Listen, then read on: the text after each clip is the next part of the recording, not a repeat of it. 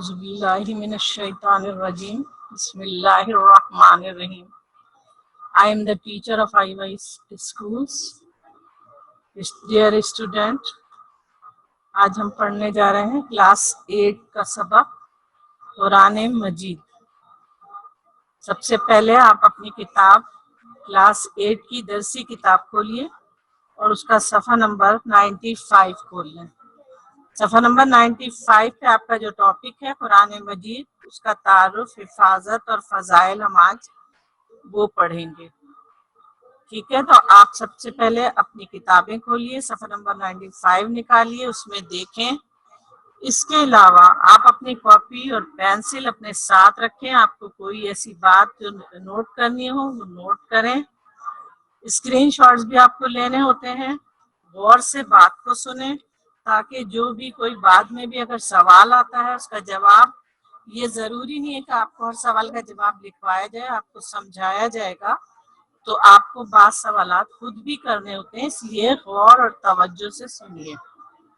سب سے پہلے ہم کیا پڑھنے جا رہے ہیں، جب ہم کس بارے میں پڑھنے جا رہے ہیں یہ بہت اچھی طرح سمجھ لیں کہ ہم اس کتاب کے بارے میں پڑھنے جا رہے ہیں جو اللہ تعالیٰ کی کتاب ہے، یعنی قرآن مجید. قرآن پاک کے بارے میں ہم بہت سارے ہم پڑھتے تو ہیں لیکن ہم بہت ساری باتیں جانتے نہیں ہیں. تو آئیے ہم تھوڑا سا دیکھتے ہیں کہ قرآن پاک کے بارے میں ہمیں کیا چیزیں جاننا ضروری ہے. تو سب سے پہلے دیکھیں، اللہ تعالیٰ نے انسان کو پیدا کیا ہے، دنیا میں بھیجا ہے، تو اس کے لیے ضرورت کی بہت ساری چیزیں اور نعمتیں اور وسائل پیدا کیے ہیں تاکہ وہ انسان جو ہے تمام دنیا میں اپنے جو ہے بہت اچھی طرح زندگی گزارے. اس کے علاوہ اللہ تعالیٰ نے انسان کو عقل بھی عطا کی ہے. عقل عطا کی ہے، وہ اپنی عقل سے سوچتا سمجھتا ہے، لیکن اس کی رہنمائی کے لیے، انسان کی رہنمائی کے لیے اللہ تعالیٰ نے دنیا میں انبیاء کرام کو بھیجا ہے. بہت سارے انبیاء کرام دنیا میں ابتدا سے لے کر ابھی تک تشریف لائے. نبی کریم صلی اللہ علیہ وسلم ہمارے آخری نبی ہیں. پہلے نبی ہمارے سب سے پہلے آدم علیہ السلام ہے، اور ہم یہ دیکھتے ہیں کہ تمام انبیاء کرام پر اللہ تعالیٰ نے 100 سے زائد چھوٹی بڑی کتابیں نازل کی ہیں. چھوٹی کتابوں کو صحیفے اور بڑی کتابوں کو کتابیں کہا جاتا ہے. حضور صلی اللہ علیہ وسلم اللہ تعالیٰ کے آخری نبی ہیں. آپ صلی اللہ علیہ وسلم کے بعد کوئی نبی نہیں آئے گا، چونکہ وہی انبیاء پر ہی نازل ہوتی ہے اور انبیاء کرام کا سلسلہ ختم ہو چکا. تو معلوم ہے کہ انبیاء علیہ السلام کی لائی ہوئی الہامی کتاب میں اس کے بعد کسی اور کتاب کے آنے کا کوئی امکان نہیں ہے. تو ہم قرآن پاک کے بارے میں جب ہم پڑھ رہے ہیں کہ قرآن مجید 23 سال کے عرصے میں نازل ہوا ہے. اللہ تعالیٰ نے وقت اور موقع کی مناسبت سے قرآن پاک میں موجود احکامات نازل فرمائے ہیں. اب ہم دیکھتے ہیں قرآن پاک کے بارے میں تھوڑا سا، یعنی کہ ہمارے قرآن پاک جیسے ہم بات کریں نبی کریم صلی اللہ علیہ وسلم پر نازل ہوا، اللہ تعالیٰ کے آخری نبی، اور یہ کلام پاک اللہ تعالیٰ کی آخری کتاب ہے. اور یہ کتاب تمام بنی نوع انسان کے لیے ہدایت کا دائمی ذریعہ ہے. دائمی سے مطلب کیا ہے؟ ہمیشہ کے لیے. یعنی یہ ایسی کتاب ہے جس سے ہم ہمیشہ رہنمائی حاصل کریں گے. یہ نہیں ہے کہ یہ کسی ایک زمانے کے لیے نازل کی گئی. تو اللہ تعالیٰ نے جتنے بھی پچھلی امتوں پر انبیاء نازل فرمائے، مبعوث فرمائے، اور ان پر اپنی کتابیں نازل فرمائیں، لیکن کیا ہوا کہ ان پر جو کتابیں باقاعدہ نازل ہوئیں ان میں تمام ان کے ماننے والوں نے تحریف کر دی. تحریف سے مطلب کیا ہے؟ تبدیلی کر دی. یعنی وہ اپنی اصلی حالت میں موجود نہیں رہی. لیکن نبی کریم صلی اللہ علیہ وسلم پر جو کتاب کلام پاک نازل ہوا ہے وہ اپنی اصلی حالت میں موجود ہے. تو سب سے پہلے یہ ہم دیکھیں گے کہ اس میں آج تک کوئی تبدیلی نہیں ہوئی ہے اور نہ ہو سکتی ہے، کیونکہ اس کی وعدہ اللہ تعالیٰ نے خود کیا ہے. اللہ تعالیٰ فرماتا ہے اِنَّا نَحْنُ نَزَّلْنَا الذِّكْرَ وَإِنَّا لَهُ لَحَافِظُونَ. یہ کتاب ہم نے نازل کی ہے، یہ ذکر ہم نے نازل کیا ہے، اور ہم ہی اس کی حفاظت کرنے والے ہیں، یا ہم ہی اس کے محافظ ہیں. اس کے علاوہ آپ کتاب کے اپنے سورہ مائدہ کی آیت دیکھیے، کتاب میں 95 پر وہاں پر بھی دیا ہوا ہے وَأَنزَلْنَا إِلَيْكَ الْكِتَابَ بِالْحَقِّ مُصَدِّقًا لِمَا بَيْنَ يَدَيْهِ مِنَ الْكِتَابِ ومہیمن علیہ، یعنی اور تمہاری طرف ہم نے یہ کتاب نازل کی ہے، یہ حق لے کر آئی ہے، اور اس سے پہلے جو کتابیں آسمانی کتابیں آئیں ان کی تصدیق کرنے والی ہے، اور ان کی محافظ و نگہباں ہے۔ محافظ و نگہباں سے مطلب کیا ہے کہ پہلے جو کتابوں میں جو کچھ بھی باتیں اللہ تعالیٰ نے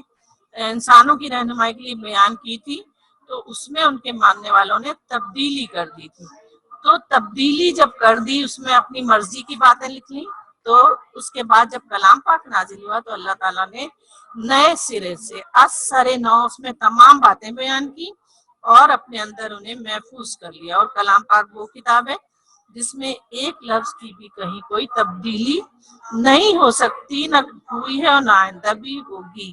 کیوں؟ اس کی وجہ یہ ہے کہ اللہ تعالیٰ نے خود ہی اس کی حفاظت کا ذمہ لیا ہے، لہٰذا جس کی حفاظت کا ذمہ اللہ تعالیٰ لے لے تو پھر وہ اس میں کوئی تبدیلی کیسے ہو سکتی ہے۔ تو ہم آئیے اب دیکھتے ہیں تھوڑا سا قرآن پاک کا کہ معنی دیکھتے ہیں کیا ہے، مفہوم دیکھتے ہیں، اور اس کے بعد اس کا تعارف دیکھتے ہیں۔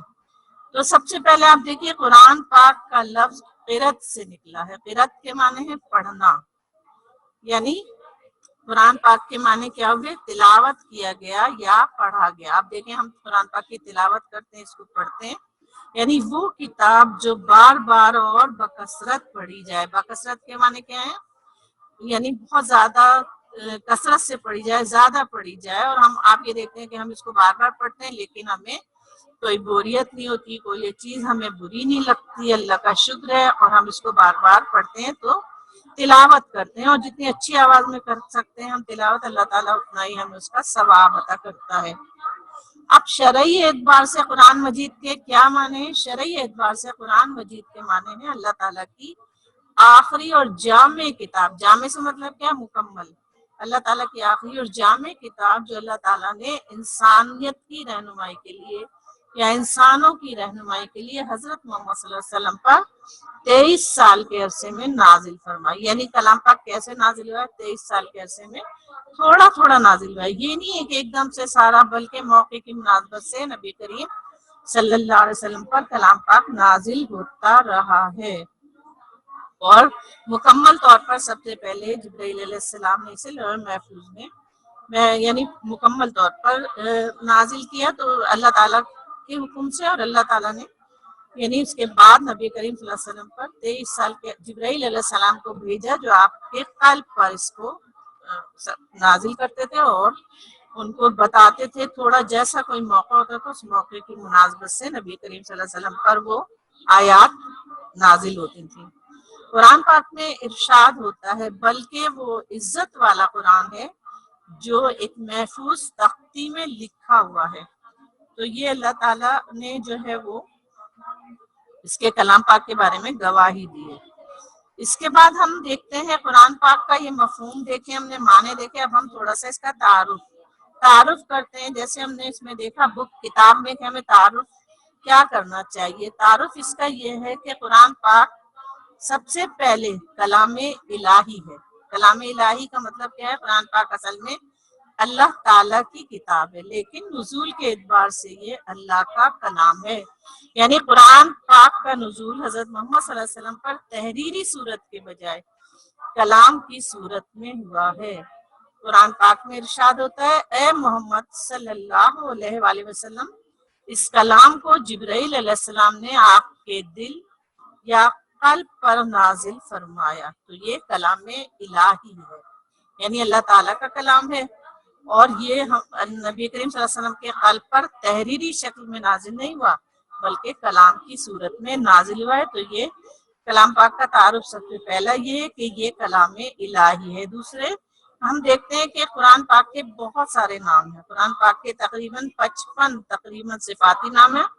ان میں سے کچھ میں آپ کو بتا رہی ہوں کہ اور ان کا ذکر خود قرآن پاک میں بھی موجود ہے۔ ان میں سے چند کیا ہیں؟ القرآن، الکتاب، الفرقان، الذکر، مہیمن، التنزیل، النور، الہدی۔ تو یہ چند نام میں نے آپ کو صرف بتائے، تقریباً 8-9 نام آپ کو بتائے ہیں میں نے۔ اور یہ جو ہے باقی اس کے 55 صفاتی نام، یعنی اللہ تعالیٰ نے اس میں جو بھی اس کے نام ہے اس کی صفات اس میں موجود ہے، تو 55 تقریباً نام ہے، اور جو ہے لیکن ہم یہاں پر تھوڑے سے، تو یہ کلام پاک کے تعارف میں اس کا مفہوم آ جاتا ہے۔ پھر اس کے بعد یہ کلام الہی ہے، اور کلام یعنی کہ یہ اللہ نبی کریم صلی اللہ علیہ وسلم کے قلب پر کلام کی صورت میں نازل ہوا، تحریر کی شکل میں نازل نہیں ہوا۔ اس کے علاوہ اب ہم قرآن پاک میں دیکھتے ہیں قرآن پاک کی کتنی صورتیں ہیں۔ کل ہمارے پاس ہم دیکھتے ہیں کہ اس میں قرآن پاک میں 30 پارے ہیں، 30 پارے ہیں، ہر پارہ الگ الگ، اور اس کے علاوہ صورتیں اس کی کتنی 114 اس میں صورتیں موجود ہیں۔ اس کی 7 منزلیں ہیں، اور اس میں 14 سجدے ہیں۔ سجدے جہاں پر بھی سجدہ آتا ہے آپ دیکھیں تو اس میں ہمیں اس سے کلام پاک سے الگ بیٹھ کر اور پھر ہمیں اللہ تعالیٰ کے آگے سجدہ کرنا ہوتا ہے۔ تو یہاں پر 14 سجدے ہیں پورے ٹوٹل کلام پاک میں، اور اس کے علاوہ اس کی آیات جو ہیں اس کے بارے میں کچھ روایات مختلف بھی ہیں، لیکن اصل جو روایت ہے وہ یہ ہے کہ 6666 آیات ہیں۔ اس کے 558 رکوع ہیں۔ مکی صورتیں، مکی صورتوں سے مطلب کیا ہے کہ جو صورتیں آپ نبی کریم صلی اللہ علیہ وسلم مکے میں نازل ہوئی، مکے میں نازل ہونے والی صورتیں 91 یعنی 91 ہیں، اور مدنی صورتیں اس میں 23 ہیں، 23، یعنی جب آپ نبی کریم صلی اللہ علیہ وسلم مدینے تشریف لائے مکے سے ہجرت کر کے، تو پھر 23 صورتیں آپ پر نازل ہوئی، کیونکہ مختلف مواقع پر مختلف صورتیں نازل ہوتی رہی ہیں۔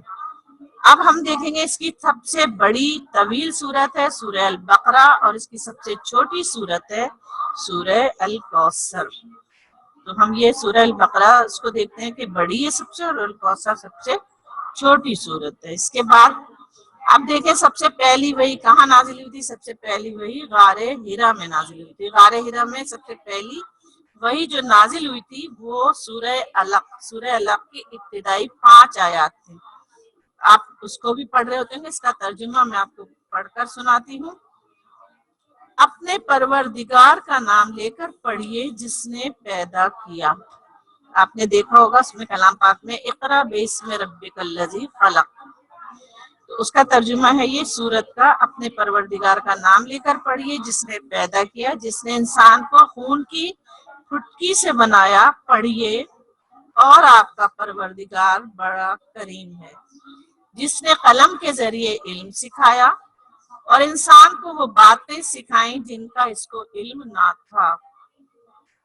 تو یہ ابتدائی 5 آیات سورہ علق کی جو ہے سب سے پہلے نبی کریم صلی اللہ علیہ وسلم پر نازل ہوئی ہیں۔ آپ کو پتا ہونا چاہیے کہ نبی کریم صلی اللہ علیہ وسلم بچپن ہی سے اللہ تعالیٰ کے یعنی کہ عبادت کرنے کے لیے اور غار حرا میں تشریف لے جاتے تھے۔ غار حرا میں پہلی وحی جب جبرائیل علیہ السلام لے کر آئے تو آپ یہ سب وہ علم کے بارے میں ہی تھی۔ پہلی وحی نازل ہوئی، اس کے بعد آخری جو وحی نازل ہوئی ہے نبی کریم صلی اللہ علیہ وسلم پر وہ سورہ المائدہ کی آیات ہیں، آیت نمبر 3 ہے، اور الیوم اکملت لکم دینکم، یہ آپ نے پڑھا ہوگا۔ اس میں اس کا ترجمہ میں آپ کو پڑھ کے بتا رہی ہوں کہ اس کا ترجمہ ہے آج میں نے تمہارے لیے دین مکمل کر دیا، تم پر اپنی نعمت تمام کر دی اور تمہارے لیے اسلام کو بطور دین پسند کر لیا۔ اس کا مطلب اللہ تعالیٰ نے جو ہے اس یعنی کہ کلام پاک کو مکمل کر دیا، اور اس طرح ہم یہ جو ہم اس کا تعارف اور وہ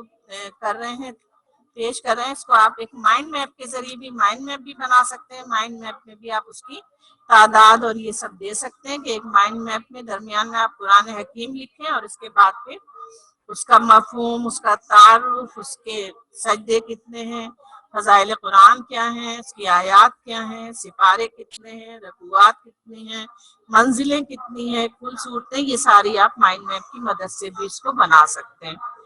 تو یہ ہمارا جو ہے کلام پاک کا تعارف ہے، اور کلام پاک کا تعارف تو اتنا زیادہ ہے، ویسے بھی ہم اس کو مکمل نہیں کر سکتے۔ قرآن کریم یعنی کہ اتنا زیادہ اس میں اللہ تعالیٰ نے ہمیں ہدایات دی ہیں، تو اس کا یہ مطلب اس میں قرآن کریم انسانی زندگی کے تمام پہلوؤں کے متعلق رہنمائی، اگر آپ اپنا کتاب کا صفحہ نمبر 96 کھول لیجئے اور اس میں دیکھیے کہ قرآن کریم انسانی زندگی کے تمام پہلوؤں کے متعلق رہنمائی کرتا ہے۔ اس میں انسانی زندگی، خیر شر، حرام حلال، اخلاقی تعلیمات اور زندگی کے ہر پہلو کے متعلق رہنمائی موجود ہے۔ اور قرآن پاک انسان کی انفرادی زندگی، اور آپ یہ خود پڑھ سکتے ہیں 96 پہ، انفرادی کے معنی کیا ہوتے ہیں؟ تنہا انسان کیسے زندگی گزارے، یا مل کر کیسے گزارے، یا روزگار کے معاملات، یعنی سیاسی معاملات، بین الاقوامی ہر چیز کلام پاک میں موجود ہے۔ اب ہم آتے ہیں قرآن پاک کی حفاظت کی طرف۔ قرآن پاک کی حفاظت کے بارے میں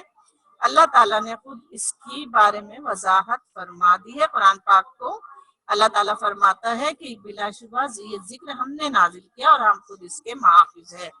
یہ اللہ تعالیٰ آخری کتاب ہدایت ہے۔ اب قیامت تک کوئی اور کتاب بنی نوع انسان کی ہدایت کے لیے نازل نہیں ہوگی، کیونکہ یہ ہمارے آخری نبی حضرت محمد صلی اللہ علیہ وسلم پر جن الفاظ میں نازل ہوئی تھی آج تک اپنی اصلی شکل میں موجود ہے۔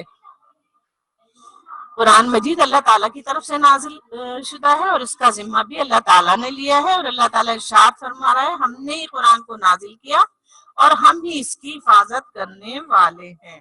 اب دوسری بات یہ کہ قرآن پاک جو ہے وہ اس کی تمام آسمانی کتابوں کی محافظ و نگہبان بھی ہے۔ یہ تو اللہ تعالیٰ نے پچھلی امتوں کے لیے بھی انبیاء مبعوث فرمائے، ان میں بعض پر اپنی کتابیں نازل فرمائیں، لیکن انبیاء کی تعلیمات اور ان پر نازل شدہ کتابیں اپنی اصلی حالت میں محفوظ نہیں رہیں۔ اللہ تعالیٰ کا ارشاد ہے کہ اور تمہاری طرف ہم نے کتاب نازل کی، یہ حق لے کر آئی ہے، اس سے پہلے جو کتابیں آئیں ان کی تصدیق کرنے والی ہے اور ان کی محافظ و نگہبان ہے۔ یعنی قرآن پاک کو پچھلی کتابوں کے لیے مہمن کہنے کا مطلب ہے کہ ان کتابوں میں جو تعلیمات اور عقائد اپنے اصلی حالت میں محفوظ نہ رہ سکے، انہیں قرآن مجید نے اپنے اندر اثر نو بیان کر کے محفوظ کر دیا۔ یہی وجہ ہے کہ قرآن پاک کی تعلیمات پر پورے اطمینان سے ہر زمانے میں عمل کیا جا سکتا ہے۔ یہ جو ہے انسانیت کا دستور حیات ہے۔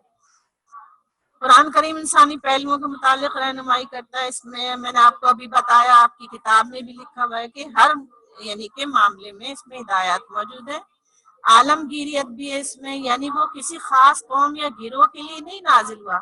پہلے کی جو کتابیں تھیں وہ کسی خاص قوم یا گروہ کے لیے ہوتی تھیں، لیکن جن انبیاء کرام پر وہ نازل ہوئی اس کے مخاطب سارے انسان اور سارے عالم کے لوگ نہیں تھے، بلکہ مخصوص عہد کے لیے تھی۔ لیکن کلام پاک اللہ کی تعلیمات ہر زمانے، ہر علاقے اور خطے کے لیے ہیں، اور اس کی تکمیل کا اعلان اللہ تعالیٰ نے خود قرآن پاک میں کیا ہوا ہے۔ جیسے میں نے بھی آپ کو بتایا، آپ آخری وہی کہ آج میں نے تمہارے لیے دین مکمل کر دیا، تم پر اپنی نعمت تمام کر دی اور تمہارے لیے اسلام کو بطور دین پسند کر لیا۔ اب دیکھیں قرآن مجید جامع کتاب ہدایت ہے، یعنی اللہ تعالیٰ کی آخری اور جامع کتاب ہدایت ہے، اور تمام بنی نوع انسان کے لیے ہدایت کا دائمی ذریعہ ہے۔ قرآن پاک انسانی زندگی کے تمام پہلوؤں کے متعلق رہنمائی کرتا ہے، اور اس میں انسانی زندگی کی تمام باتیں موجود ہیں، معلومات کا خزانہ ہے۔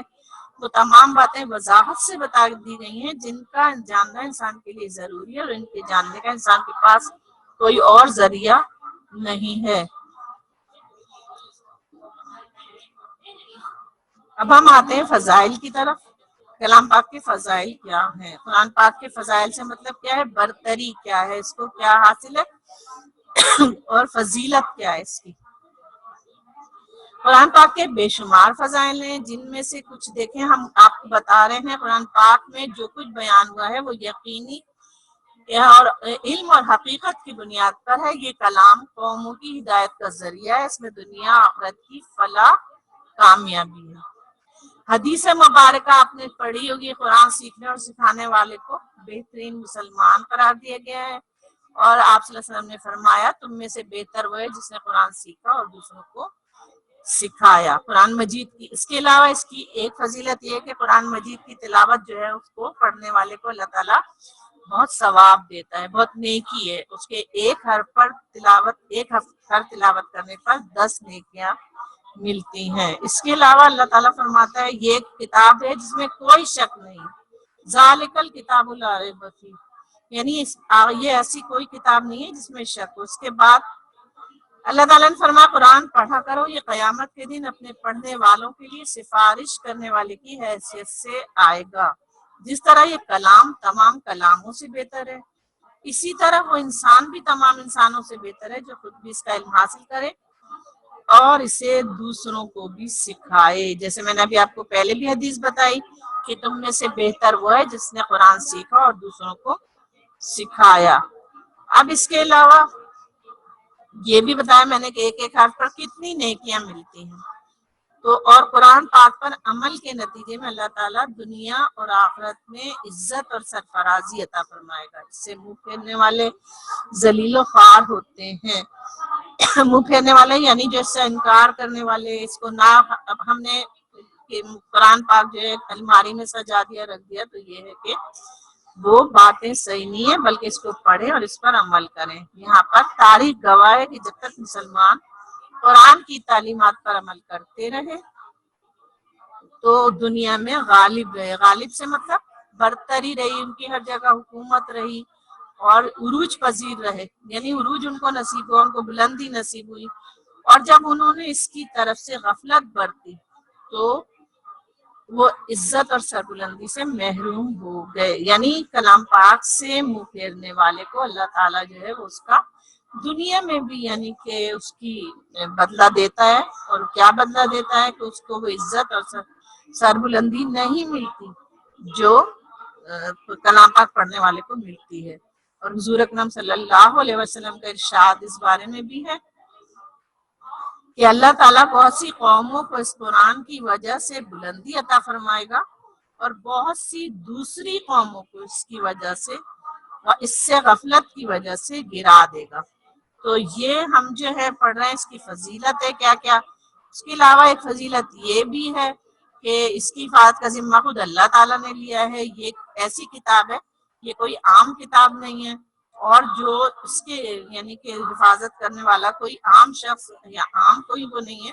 تو اس طرح سے یہ اس کی حفاظت جو ہے، جو اللہ تعالیٰ جس کی حفاظت کرے اس کو کوئی بھی تب اس میں یعنی تحریف نہیں کر سکتا، اس میں تبدیلی نہیں کر سکتا۔ تو اس کی جب سے یہ نازل ہوا ہے اور اللہ تعالیٰ نے کس طرح یہ جو ہے نازل کیا ہے، حضرت جبرائیل علیہ السلام جب اس کو لے کر آتے تھے تو اس کا دور کرتے تھے، نبی کریم صلی اللہ علیہ وسلم کے ساتھ بیٹھ کر نبی کریم صلی اللہ علیہ وآلہ وسلم صحابہ کرام کو بتاتے تھے۔ تو یہ جو اب ہم حفاظت قرآن کے ساتھ ساتھ اب ہم آئندہ جو میں آپ کو پڑھاؤں گی 15 تاریخ کو جو ہمارا سبق ہوگا اس میں ہم پڑھیں گے کہ اس کی حفاظت کس طرح کی گئی، کس دور میں، اور اس کو ہم کیا کہتے ہیں، اس کو ہم تدوین قرآن بھی کہتے ہیں۔ قرآن پاک کی تدوین کے اور کتابت کے ادوار، اس کی کتابت بھی کیسے کی گئی ہے، کس طرح قرآن پاک کی حفاظت کی گئی ہے۔